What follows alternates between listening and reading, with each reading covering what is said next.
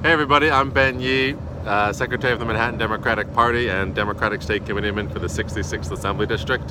And I'm Alyssa Stein, and I'm a county committee member of the 66th Assembly District. Part A. Part A. You also might want to get in the shot. And the secretary as well. So we're trying something new this week, besides mostly being in shadow, because the view is beautiful, but the sun is setting, the seasons are changing. Yeah. And that we're not working with any predetermined questions. But we are here to talk about the Constitutional Convention. Oh, baby. Which is a big conversation, a big ruckus. That's going to be the word of the day. A lot of people for, a lot of people against.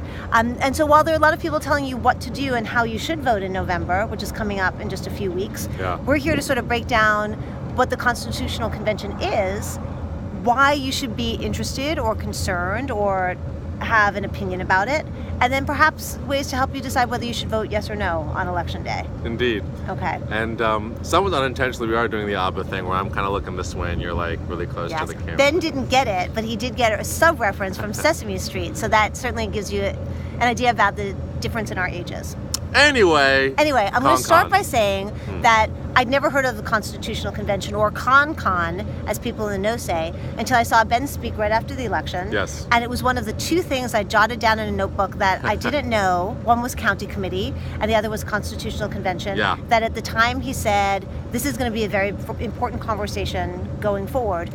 So now it's the time to have that important conversation. Right, now it's the important conversation. Right. It's critical. So Ben, yeah, could you explain quickly, because we're working on under 10 minutes today? Yes. What is the Constitutional Convention? The Constitutional Convention is a process which is mandated by the New York State Constitution, which requires New York State voters to vote every 20 years on whether or not the New York Constitution should be rewritten or amended.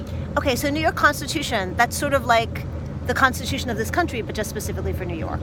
Kind of. Actually, state constitutions are very different from the federal constitution in a lot of important ways.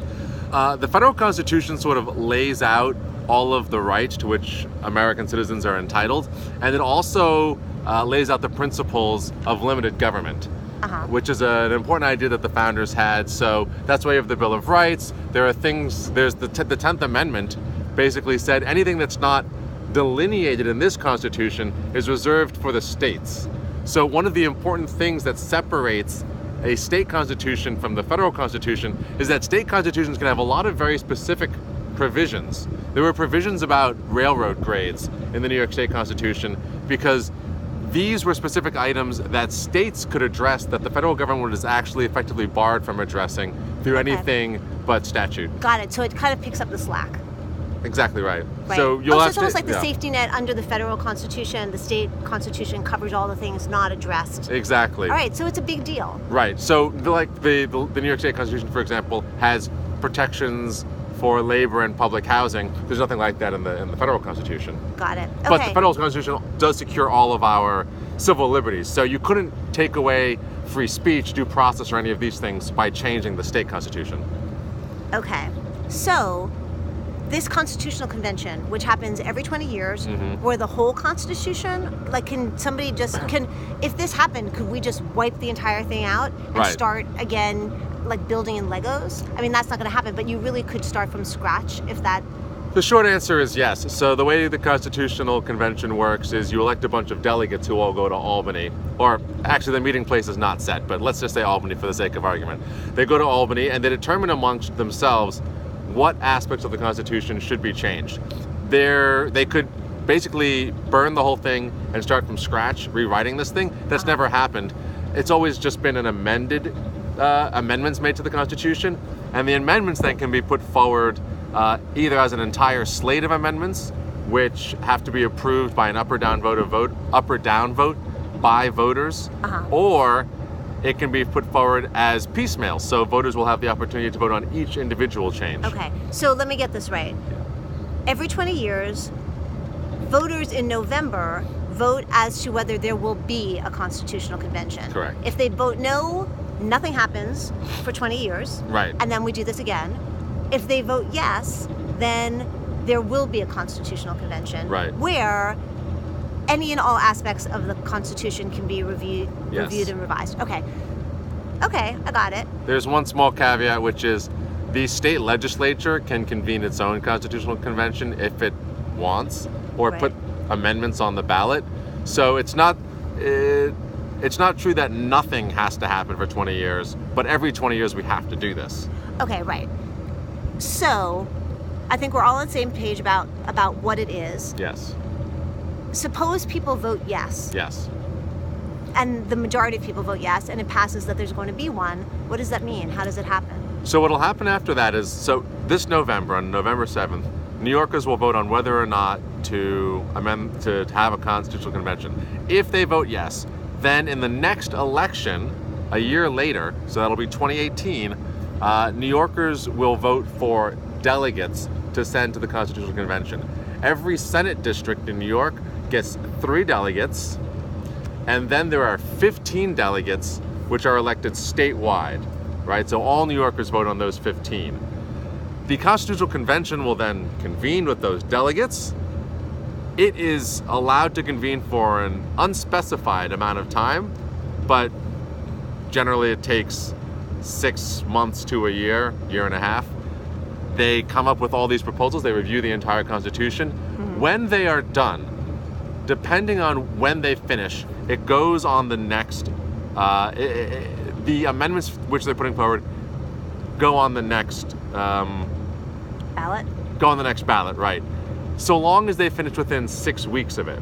So there needs to be a certain amount of time for voters to consider the amendments before voting on them. And if they don't meet the 6-week window, then it has to get pushed to the next election regardless. So But this the- brings up a bunch of questions, Yes. Ben. But at the end of the day, all of these things then go directly back to the voters for approval. Okay. So, Constitutional Convention is passed.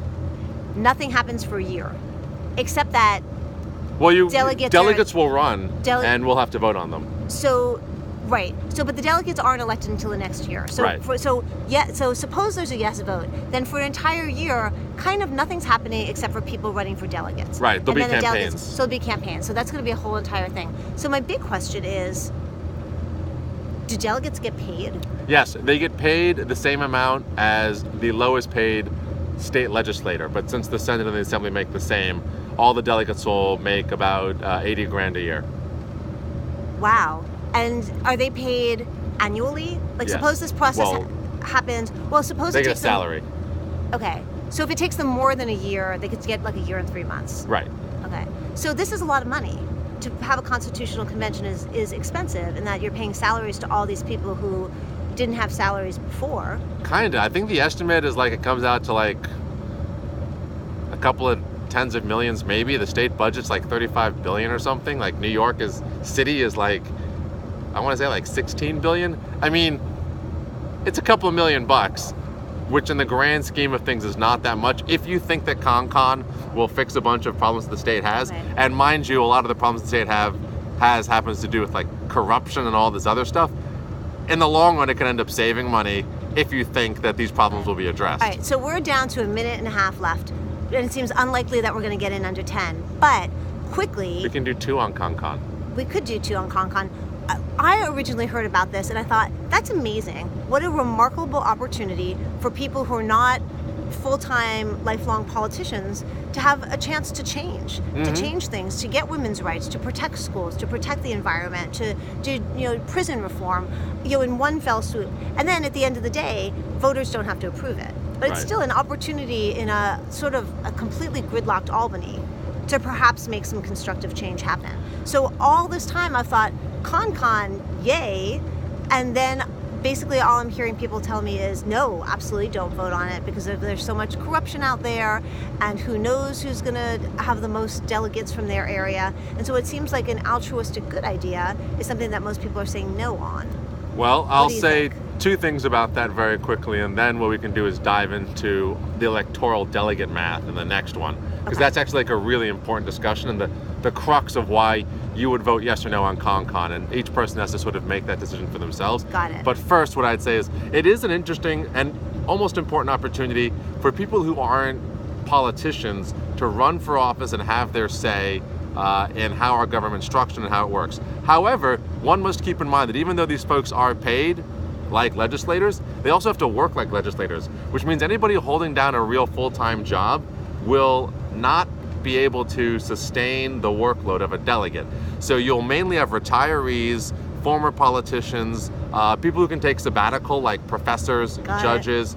You know, freelance workers could do it, right? And there's a lot of consultants and freelancers these days, much more than there were in the past. It's a little bit like jury duty. People who happen to be available, but more for a year and a half as opposed to 5 days. Exactly. And the second part I'll say is specifically to the point that everybody you're hearing seems to be saying no. A lot of it has to do with the fact that the folks who are saying no are the unions. And there's a lot of union members, and they're well funded, and they're concerned about very particular things being changed in the Constitution, which they think will be contrary to their interests. Now, we're already at 11 minutes, so I won't go into it, but that is really the meat of ConCon. Today we've discussed briefly exactly how it will, what the process is, but I think we could spend easily another 10 minutes talking about what's good about ConCon, what might be bad about ConCon, and how the delegates will be selected and what sort of delegates you might expect to see at a convention. So then I'm going to propose this. Let's do our very first cliffhanger. It's going to be a part 2. So stay tuned. To be continued. Don't go far, because we're going to be talking again in 2 minutes. But this will be another segment entirely. Okay, so see you later. See you later for more ConCon.